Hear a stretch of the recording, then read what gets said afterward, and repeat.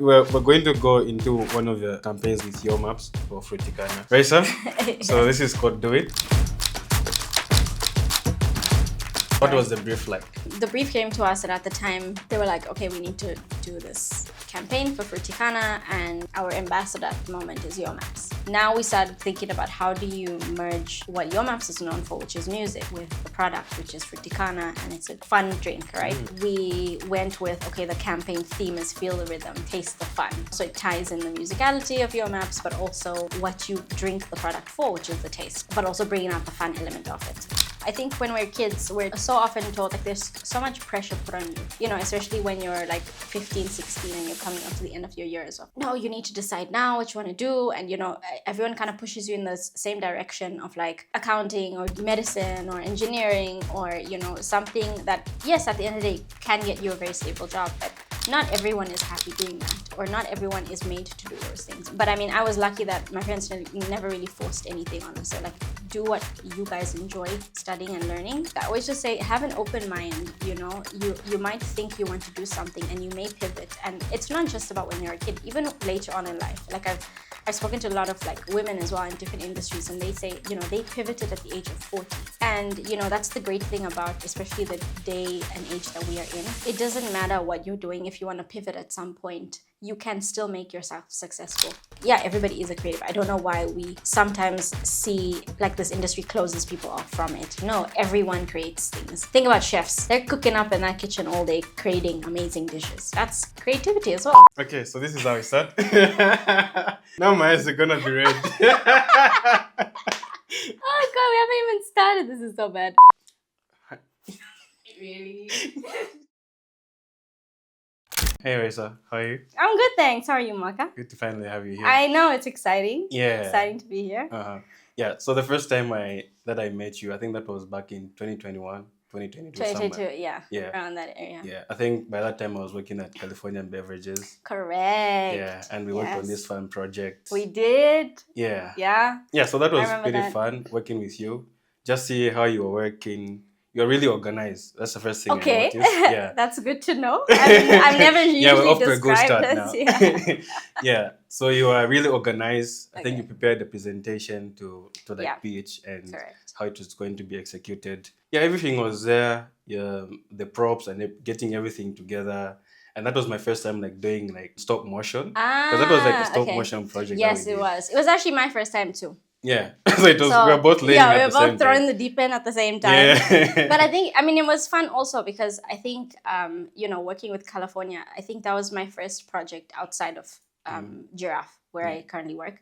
So that was the year that I was freelancing. So it was nice to try something new because I feel like I had always held myself back thinking, oh no, I don't know if I can do it, So it was nice that with this project, I was just like, okay, let me just dive in and see where it takes us. Yeah. And it was really fun. I mean, to be honest, I think there were a lot of times where I would lean on, okay, Maka's really calm. That means things are going well because I would panic so much.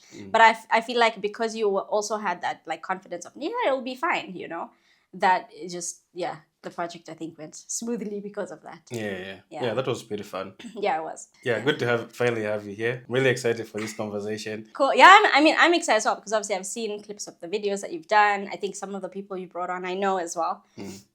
So it's been cool, and I was like, this is a very cool platform because you can also hear about other creatives here as well. So yeah, thanks for inviting me. I'm also very excited. You might have to stop me talking at some point. Yeah, I'll try. I'll try my best. Okay. Yeah. So growing up, everybody has a story. Each person has a story. Like for us, where we are today, right now, we all have where we're coming from. Yeah.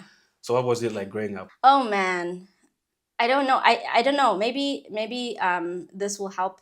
When I meet a lot of people and they always ask me like, in your sibling group, what were you? And I am the youngest, and people say I give off youngest child energy. But I don't know. I think when I was a kid, I was just very I loved the outdoors. I loved animals, so I was always outside. I loved all of that. But then also like in school, some kids have subjects that they're more drawn to than others. I just kind of tried everything. So I remember like my school years, I did music, I did drama, I did sports, I did, the academics. So I kind of tried a little bit of everything, which was nice. And I think that gave me just like a wider perspective of things. But then what made it harder is, deciding on, when people ask you about careers, I'm like, I don't know. I kind of like a bit of everything. But I think, yeah, that's kind of just how I was as a kid. I mean, the main things I remember growing up is I loved reading. And to this day, I read every single day. So I grew up reading a lot of books. And again, the nice thing is my mom really pushed that with us. And so my sister, my mom, and I are like really avid readers. And then later on, when I was in my teens, photography became a hobby. So that was a nice outlet as well. And I feel like that's kind of where I started just trying a little bit more of something different that I wasn't really exposed to before. And then that also comes from my dad, because my dad was also very into photography. So I kind of got that experience from him, or that hobby from him. But then, like, I didn't really have any clear goal of, what I wanted to do, or it was just, let me just go with the flow, That's kind of like how my childhood was, is in a nutshell. So growing up, you were drawn to photography. Yeah, so I mean, this was like in my later teens. So, it wasn't something from like a really young age when I was a kid that I was like, oh yeah, I loved being in front of the camera. It was really annoying.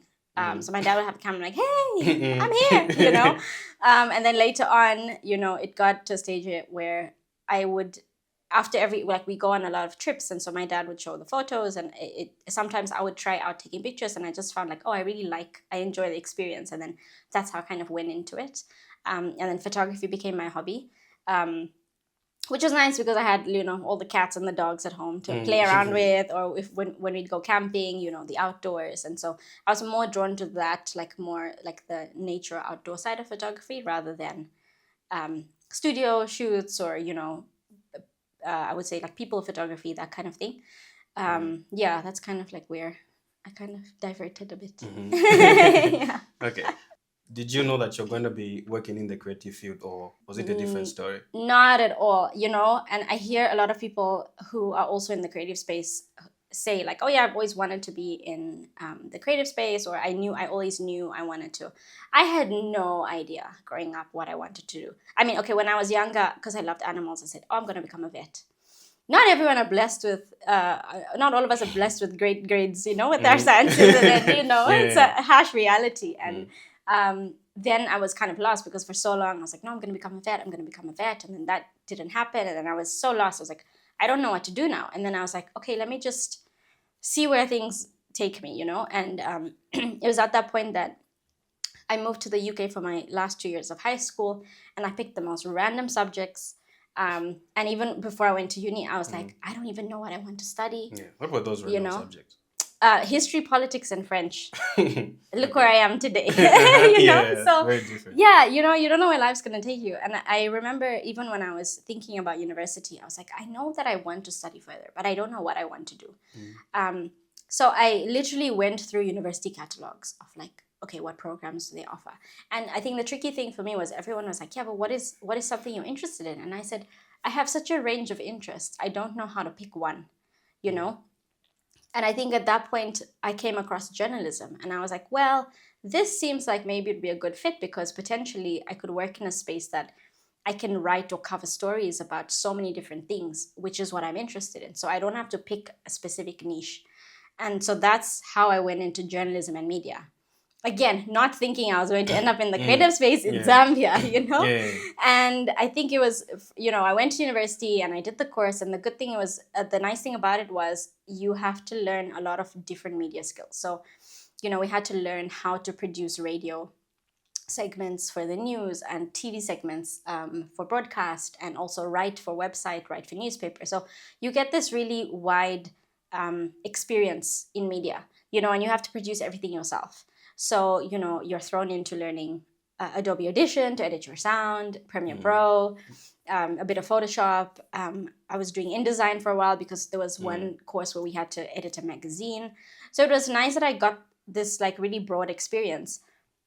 And again, I just thought, oh yeah, I'm just probably just gonna end up working in journalism, for, I don't know, a news channel, and I don't know what I'm gonna do there. But Yeah. I've studied journalism, so I'll just, I don't know where I'll end up. Exactly. Yeah. And so I graduated and I came back, and the way that I got into media was I was actually looking for work experience.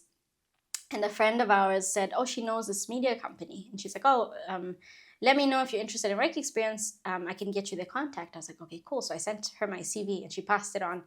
And the next thing I know, I get an email from Giraffe saying, we'd like to call you in for a job, an interview for a job position. And I was like, I'm pretty sure I applied for work experience, but let's see where this goes. Yeah. And and that's how I ended up. Yeah, and that's how I ended up in the media, in the advertising space. You know, it was so far from what I initially thought I would do with my life. Yeah. But that's the beauty about being open to new experiences. You never know where they're going to take you. But before Giraffe, you worked somewhere, right? No, this was straight out of uni. My first formal job was Giraffe. Yeah. While I was at uni, you obviously do part-time jobs as a student. So I did a variety of jobs. One of them, which was really fun, is I worked in a bubble tea shop in the UK. Bubble tea shop, yeah. Bubble tea, the little, the tea, and you got little things at the bottom and you shake it. Yeah. So I worked there for about 2.5 years, but that was part-time, So my most formal job was Giraffe. You've been there since? And I've been there since 2018. Yeah. Yeah. Wow. So it's been quite a journey. Good stuff. So what really sparked your interest in advertising and creative media? So, I mean, initially when I first started working at Giraffe, I started more off as like, okay, let me just get experience in media and see if I enjoy it or not. And I think when I started working at Giraffe, I was hired as production manager. So, it is a lot about like project management and you're being on set and what to do with the video production. And I had a bit of experience with that because in my final year of university, I filmed a documentary for my, instead of a thesis, I did a final project, and it was on period poverty. So I filmed it in the UK and in Zambia, and I had to do all the filming, editing, all of that myself. So I kind of felt like, okay, I do understand this industry a little bit because I have done this by myself. And so I was like, okay, let me try this out and see how it goes. And it was just such a great experience. I mean, working with the team was just so eye-opening because they were all so experienced and they're all just such fun people as well. So it was also just a very nice environment that I just felt like I'm just absorbing so much information and I'm just so many skills. And I was like, okay, I really enjoy what I do. Like I would be so excited to go to work. And I was like, okay, I think I'm going to stick around here a bit longer and see how it goes. And then what happened is, I think as, I was doing the work with the productions and everything, obviously because I'd done journalism, Fadi was like, okay, let's see if you can do script writing as well.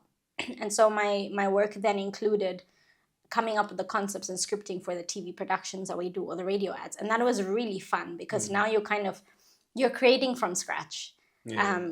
Which is so cool. And I mean, it's really exciting when at the end of the day you can see what you've written on TV, or you hear it on the radio. I remember the one time where it felt really real for me was we were on our way location scouting for a production and we had the radio on and I heard something playing and I was like, this sounds really familiar. And then I was like, wait, I wrote that, And I was like, wow, this is so cool. So you haven't heard the final product yet? No, because I hear it, but then, you hear it, then you send it off to clients, but then you never really hear it on radio or, I hadn't seen it on TV. So this was like the first time that I heard it out there and I was like, oh my God, this is so cool. Something that I made. Exactly. Yeah. So I think that was quite and I just felt like, okay, I really love this creative space because you can just be so different with what you want to do, I really think like marketing is such an interesting space to be in as a creative because it's almost like there's endless possibilities of things you can do,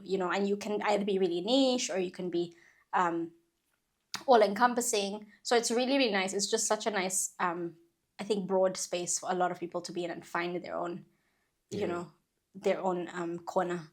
Yeah, it's pretty interesting. The creative field is pretty interesting because you get the opportunity to work on different things every day. It's not like repetitive stuff where you have to Exactly. maybe as an accountant you have to always look at numbers all the time. Yeah, Exactly, but exactly. you can try different things. You're out of the office. You're just in one Exactly. place.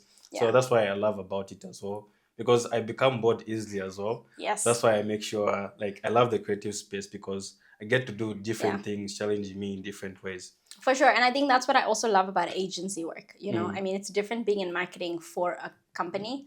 Um, and then it's different being in agency. And I think the one thing, again, I love about agencies, you're never working on the same project for like 5 years. Yeah. Like there's every day you're working on something different or jumping into a different project. So your mind is always working, which is what I love, because same thing, like after a while, I'm like, okay, I feel like I've done this for so long. It's a bit, what more can I say about this, But I love that you can really just jump from different projects. So you can go from like finance to FMCG to I don't know, conservation or whatever it is, and it's or agriculture, and it's really nice. I like how dynamic it is. Yeah. So you talked about being undecided, in terms of choosing what you were gonna do when you went to high school and then uni as well. What do you tell people when they come to you? Oh, what can I do? I mean, I just tell them the same thing that, I think when we're kids, we're so often told, like, there's so much pressure put on you, especially when you're like 15, 16 and you're coming up to the end of your years of, no, you need to decide now what you want to do. And, everyone kind of pushes you in the same direction of like accounting or being medicine or engineering or, something that, yes, at the end of the day can get you a very stable job, but not everyone is happy doing that, or not everyone is made to do those things. But I feel like because those have become, there's like a perception of these are the better careers, or these are the most stable careers, you're kind of pushed to want to study these things. But I mean, I was lucky that my parents never really forced anything on us. So like, do what you guys enjoy studying and learning. And so, a lot of times when kids come and they come for work experience at Giraffe, I always tell them like, if things don't go your way, like, yes, if you have a plan, that's great. But if things don't go to plan, it's not the end of the world. Like I thought it was the end of the world when I got my grades back, and I was like, oh my God, I can't be a vet now. I got like a D in chemistry or something. But then you realize, like, you wake up the next day and it's like, well, my life didn't end, So I think I always just say, have an open mind. You might think you want to do something and you may pivot. And it's not just about when you're a kid, even later on in life. Like I've spoken to a lot of like women as well in different industries, and they say, they pivoted at the age of 40. And, that's the great thing about especially the day and age that we are in. It doesn't matter what you're doing. If you want to pivot at some point, you can still make yourself successful. Yeah. And so I always say, like, don't be too rigid with where you think like your life has to go. Yes, it's good to have goals and dreams and try and aspire to things, but don't, like, if things don't go that way, don't beat yourself up about it. There's always another opportunity to do maybe something even better. Everything happens for a reason is what I believe. So if you're not meant to go down that path, something will happen to change your direction. And that's what I tell them. Yeah. So don't have a rigid mindset or get attached to whatever that you want to do. Yeah, I mean, yeah, in a way, it's more like just have it open. Like when opportunities arise that maybe are different, take them. If you can, go for it. Try different things. I mean, I wouldn't be sitting here today if I was like, I'm only going to do journalism. This is marketing. I'm never going to do that. I would not be here today where I am. I don't know where I would be. But, I'm very happy where I am with all the different experiences I've had. So I do just, especially with the kids, because they have this pressure of like, oh my God, university, and I just have to get all these grades. And, but it's like, no. Sometimes you'll go to university and in your first week, you're like, I hate the subject. It's fine. Pivot, change. It doesn't matter. But just whatever you're going into, give it your best shot. You've done, like, for example, when you're producing the adverts and all that, you travel to different, maybe tribes, different cultures. You've also traveled outside of the country. So how has experiencing those different cultures shaped the way you do your storytelling and your creative work? That's a good question. I think, sometimes you can get so caught up in your environment and like what I call like the bubble that you forget how to have different perspectives. So I really feel like when I'm traveling or I'm going out of my comfort zone or the areas that I'm always in, it just opens you up to new ways of doing things or new ways of thinking and different perspectives, you know. I know, you know, a lot of people get caught up in the everyday of I need to tick off 1, 2, 3, 4 and do the same thing the next day. And I think the one thing, especially when it comes to creative directing or even copywriting, or I guess any creative work you do, is you also need to take a step back and look at the bigger picture. And I feel like traveling gives you that bigger picture mindset, you know, but it also helps me understand how to communicate to audiences, you know, because like when I'm traveling outside of Zambia, I'm always thinking about, okay, how do people in these countries market to their audiences? And it's very interesting picking up on subtle cultural things that we might forget here, we take for granted, and we don't really think about that this is a cultural thing that's very Zambian. You know, we just think, oh yeah, it's just everyone does this. No, not everybody does these things, you know. And those are the little things you can kind of pick up on and use in your storytelling. So yeah, it just gives you a different way to look at things, you know. It's not like, okay, I can completely change my mind about things, but it helps you just broaden your understanding. I think you always have an appreciation of where you come from when you travel out. So, you know, I find a lot of times when I'm traveling out of the country, I'm always comparing back to, oh, at home we do this, you know, and this is how they do things here. So it gives you that understanding of how does the everyday Zambian go through their day. And as a marketer or a storyteller, you're always trying to get to them at the right touch points, you know. So it kind of just helps you think of these things that you can then apply later on in your work.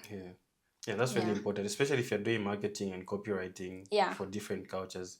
It's really important to do a background check. For sure. Like, Yeah. like some terms that they use locally, Exactly. things that they don't do, because you might find that certain things that you do in your country might be different from another country. Exactly. And so, you know, sometimes when you're working on a project that's for the regional market and it's not just Zambia, now you're looking at, okay, what's a Southern African thing we do? You know, like, for example, I feel like Western Africa has a very distinct style of how they talk and what they wear and how they go about their lives, you know. And then you come back and say, okay, if I'm speaking to the Southern African audience, how do I apply that same mindset here? What are things across the board that we all do? What are the shared cultural habits that we have, you know? So it's, kind of helps you just understand that a bit better. Yeah, I think traveling is really important, or just going out of your hometown, because it gives you a very bigger perspective. That there's a world out there and there are different things. I mean, when it comes to dreaming, when you go to different places, you're exposed. It gives you just this idea of the different possibilities that are out there. For sure. And I think also it's I always love to see how other people do their marketing and advertising. So, you know, like we'll be going on holiday and I'm always looking at all the billboards or like the ads and in the shops I'm like, oh, what's the, you know, the marketing they put there? Because it does give you ideas of like, hey, why don't we do this here? You know, and that's such a simple yet effective strategy. Why we can definitely do that here, you know. So it's also, you can pick up on a lot of ideas by traveling. So you can say that's also how you get inspiration. Yeah, for sure. Definitely. Cool. Yeah. You can say that. So every day you're just looking at different ads. I mean, you know, you kind of have to, right? I also feel the same, because like everywhere you go, you're just looking around. Oh, that billboard. What color did they use? How did they do that? What was the creative process behind exactly. that? Yeah, sometimes it can be tiring. Yeah. Like, because you're paying attention to everything that you see. And it feels like work. But, you know, when I think as you kind of are more comfortable with that process, it just kind of becomes second nature. Yeah. Raisa, so now let's come to the world of advertising. Right. Can you just maybe walk us through the process of directing a campaign or an advert? Okay. I think maybe it'll be easier to talk about like a campaign because ads are the video productions are very specific, and I do work with co-directors or producers on them. But I think it will be nice to talk about a campaign. So, you know, the one thing that I like to do is ask as many questions to the client. You know, when we get that brief in or the initial conversation and they're like, okay, this is kind of what we want to do, you know, it's always like, okay, why do you want to do this? And kind of understanding what is the thought process of them behind this wanting to do this, you know? Why do they want to launch this campaign? You know, and I think from there, then you kind of break it down into, okay, who am I speaking to? What are my channels? And then I like to have like a core something that's core, that ties everything together, you know, whether it's like, I don't know, the colors or it's messaging or it's a song or whatever it is, but there's got to be something that's uniform across the board, you know.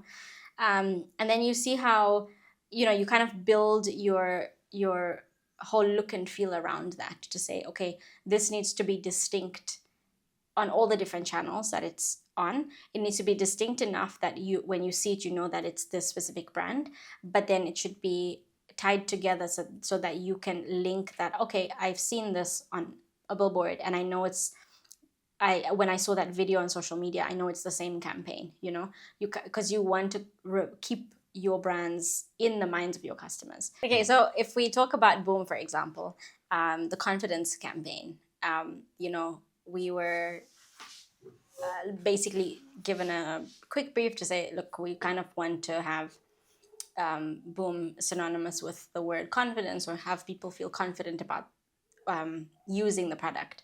And so the way we interpreted it was, okay, we're going to talk about the confidence you get from how you wear your clothing, you know, or what you wear. And it doesn't matter where you come from, as long as you feel good in what you're wearing, you're always going to look good and you have more confidence in what you do, you know.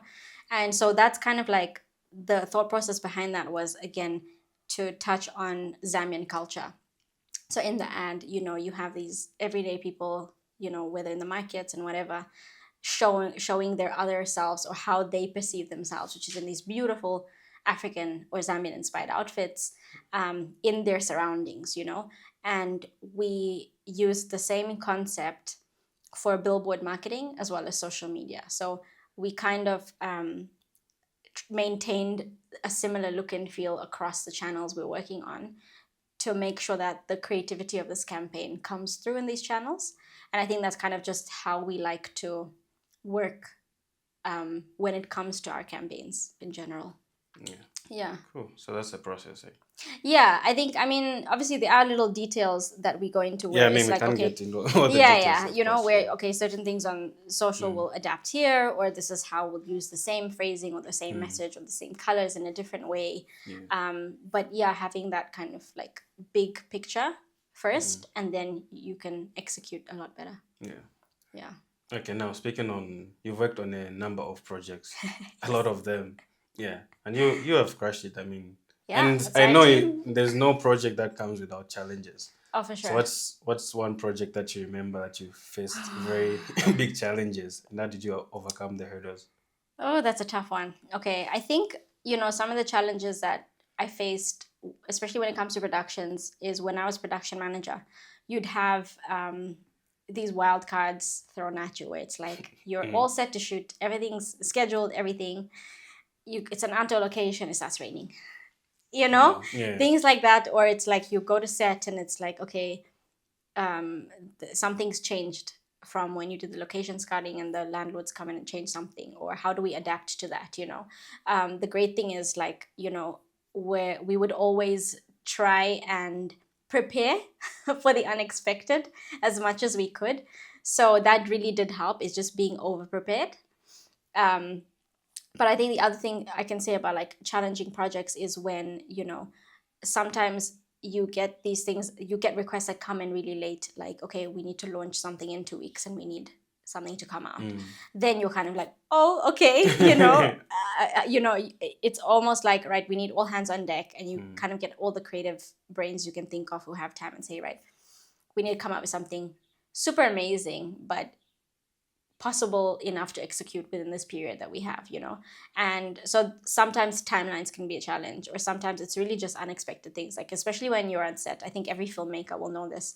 There's always something that's going to happen that is not supposed to happen.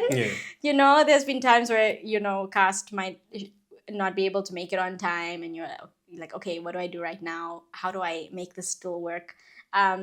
But luckily, you know, we overcome these hurdles, you know, and especially, like, the great thing is, because we have such a good team, as a team we overcome them together. So it never feels like everything's thrown onto one person or the other. Everyone just kind of comes together to pull their weight and get us through the project. So I do rely quite heavily on the people around me. So it's basically teamwork. It really, honestly, it really is. You can't work alone. It really is teamwork. And now we're going to talk about, the project that we worked on at California Beverages. Okay. Yeah, the stop motion. Yeah. Because I remember that time, I think I was just told to say, you're going to be working with Raisa now on this project. Okay. So make sure you work with her. Right. And I kind of also faced challenges as well because I was also just beginning by then. Right. I didn't know so much about cameras and all that. Yeah. Yeah, but we were able to first do a test shoot. For sure. Yeah. So how did you come up with that idea? Oh gosh. I have to rewind in my brain. Go back to 2022.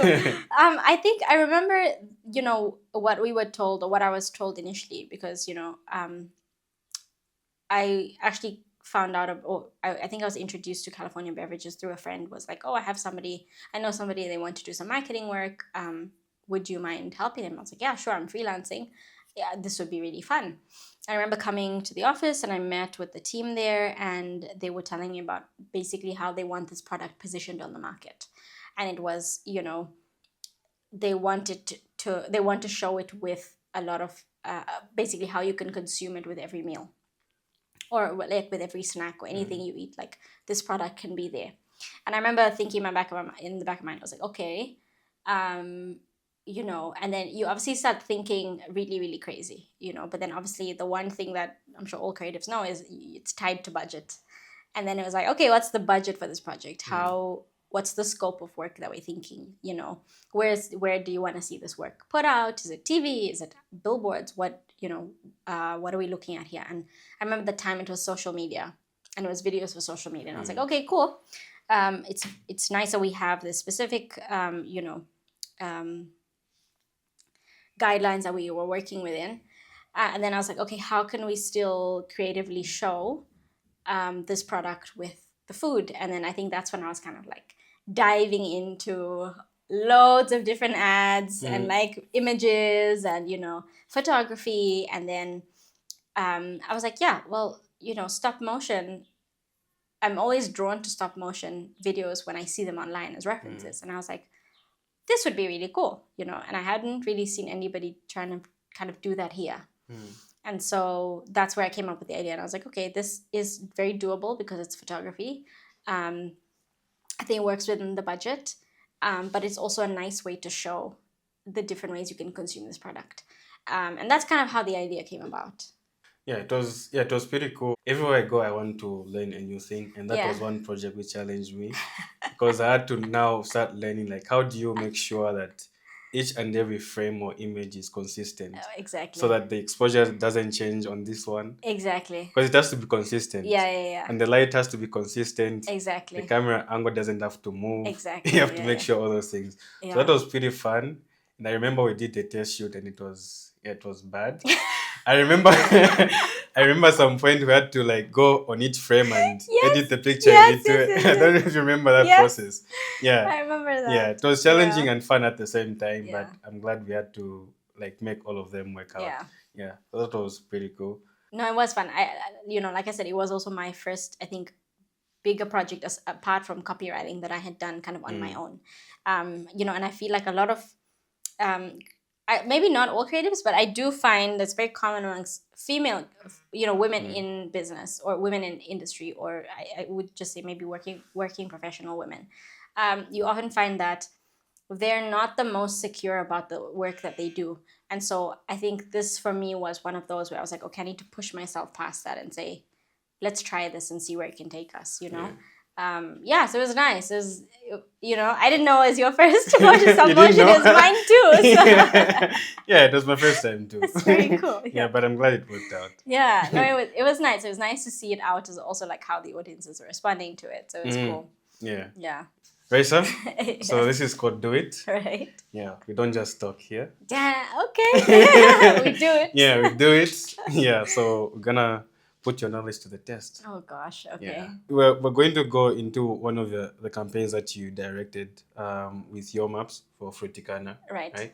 Yeah, so we're just gonna go through the process of how you went on creating it. Okay, so we're just gonna play the ad. Let's do it.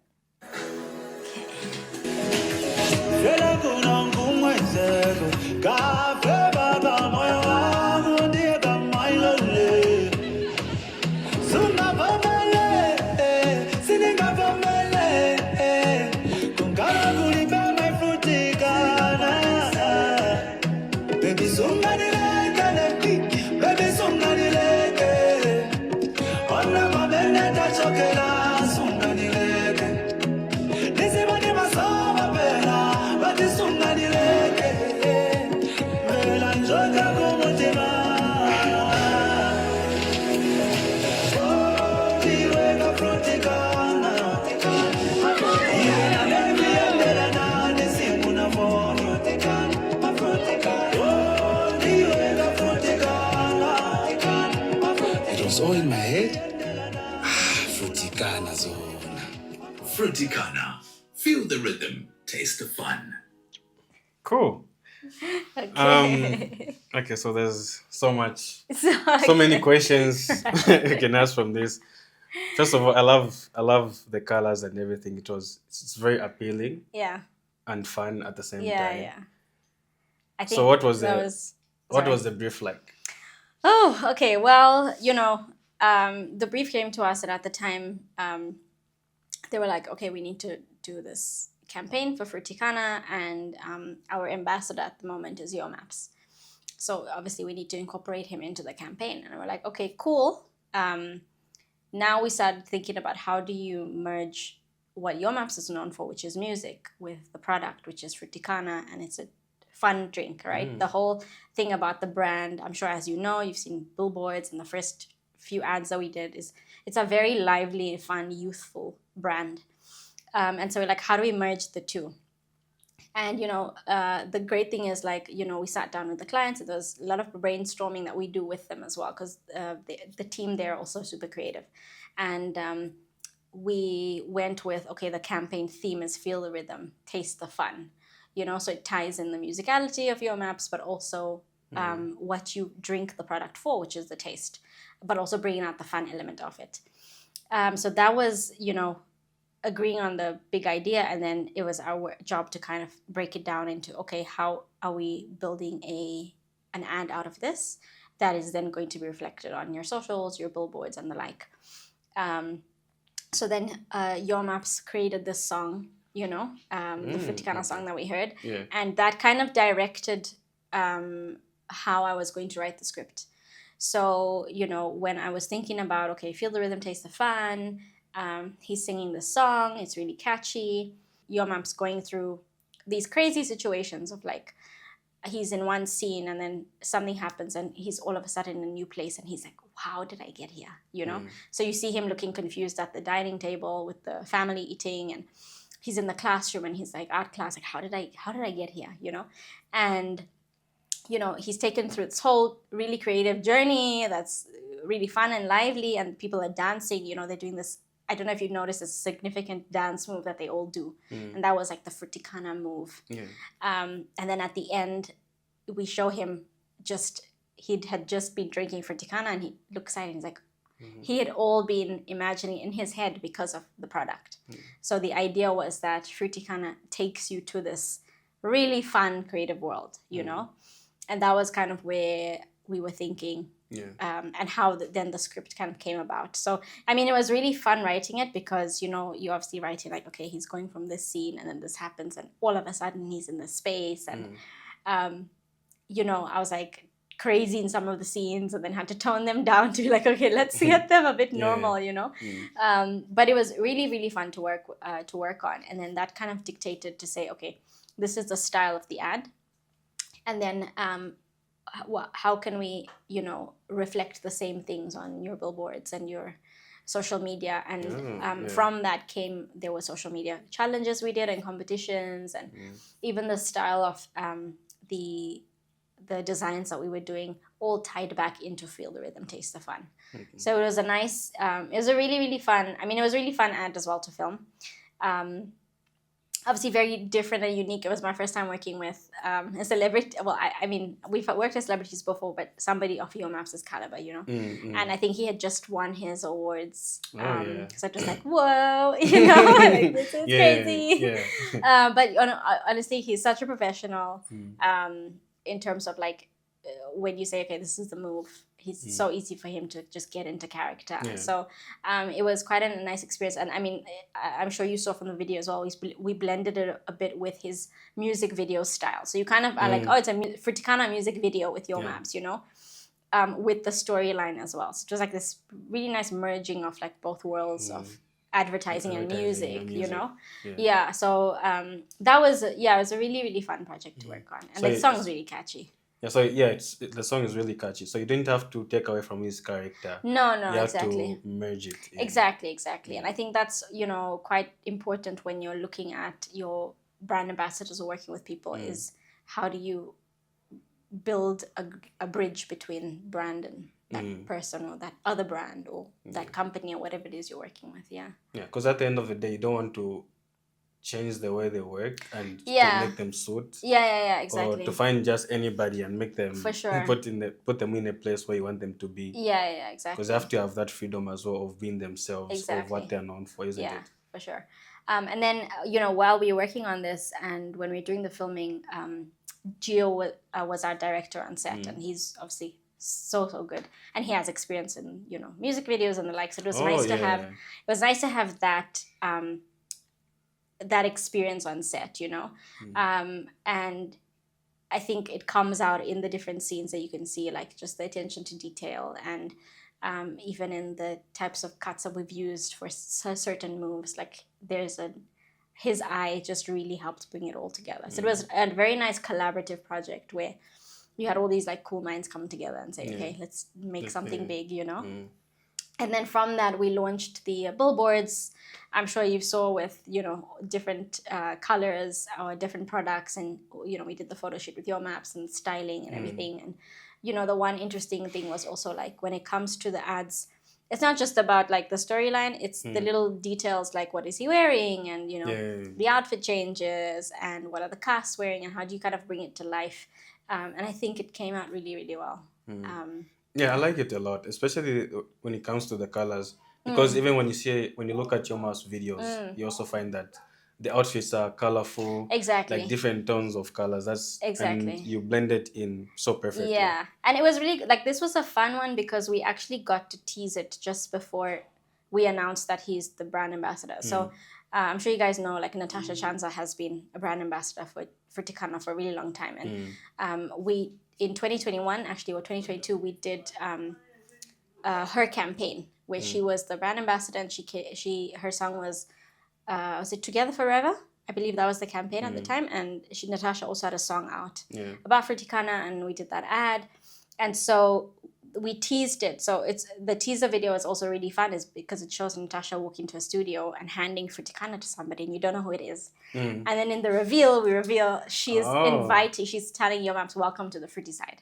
Oh, cool. So it was really nice. So we got to do that like teaser before announcing that, hey, it's Your Maps. Yeah.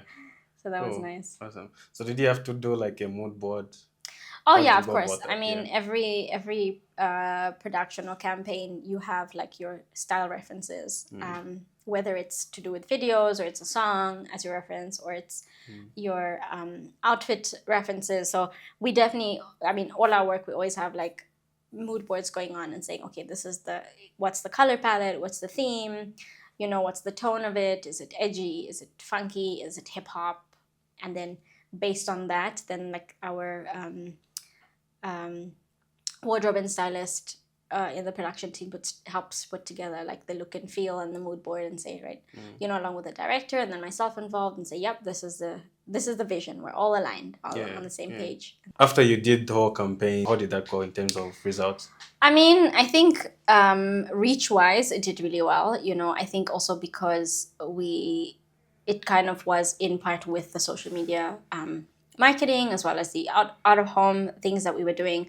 So, it was very well seen and like distributed in terms of like the video, the jingle played on the radio. So it did have a high impact in terms of a lot of people saw it, everybody saw it and everybody, I think, appreciated or like liked the video. We got a lot of positive responses of this is super catchy, I like the song and the like, which was really good. And I do feel it helped reestablish the brand as that very young, cool brand that is for Tikana, and I think previously, with Natasha being the brand ambassador, her niche is very much the youth, from your like 16 to like 25, the young adult vibe, and I think, it was nice. Your Maps coming in is just giving you a wider demographic of an audience because he's got such a big following amongst so many different kinds of Zambians, you know. So I do feel like that it did have that impact. Okay, so it is now for the rapid fire questions. Okay. So no long answers, just short answers. Okay. Are you ready? No, I'll try. Do me. You try? I'll try. Okay, let's try this. So what's your favorite campaign of all time that you have not worked on? That's not a fair question because there's so many great campaigns out there. Just one. But I'll just give you one that's not, I wouldn't say it's my favorite, but it's in my tops. And it was a billboard campaign done in the UK when they were launching, when Dracula was, the series, I think it was the series was going to launch on, I don't know if it was Netflix or Channel 4 or something. And it was amazing because, you know, there you do have certain guidelines of what you can advertise during the day and what you can at night because of children. And they were so creative in how they did it is in the billboard, you just see what looks like knives during the day. And at night, because of the direction of the shadows of the light, there's a shadow of a vampire on the billboard. It was so amazing. I think I remember that. Yeah, you know, so that was like pretty stunning. I think other ones that I would reference are like your McDonald's. Just one, right? Oh, sorry. Just one. Sure. Remember, rapid fire questions. Yeah, sorry. A book that changed the way you think. Okay, so a book that has changed the way I think it's called The Creative Act. Should I explain why it changed Just the way a I think? little. Okay, so why I think it changed the way I think is because, you know, there's this perception. I think I fell into it thinking, oh, I'm not creative because people are just born with this talent, right? And this book is really good because it talks about how every single person is a creative, right? It's not just about what you make or what you design or what you film, but it's also how you think, right? Because you can creatively solve problems, whether you're an accountant or something else, you know? So I think for me, that was quite an eye-opener because it was like, yeah, everybody is a creative. I don't know why we sometimes see like this industry closes people off from it. No, everyone creates things. I mean, think about chefs. They're cooking up in that kitchen all day, creating amazing dishes. You know, that's creativity as well. Yeah. You know, so I liked that. It kind of broadened my horizon of like who's a creative and not who isn't a creative. Your go-to coffee order? Anything iced. I love iced coffee. So it's either iced Americano or iced latte usually. But anything iced, I'll drink. A country that you traveled to that has left a lasting impression? For me, there's two. One is Thailand. One. Sorry? I said one. Two. I'm giving you two. It's a bonus. First one would be Spain because I spent a year there. And it's just an incredible place. Cultures and everything is just amazing. The second one is Thailand because I was recently there, and Southeast Asia is incredible. Yeah. Okay. Yeah. I have more questions, but no. Okay.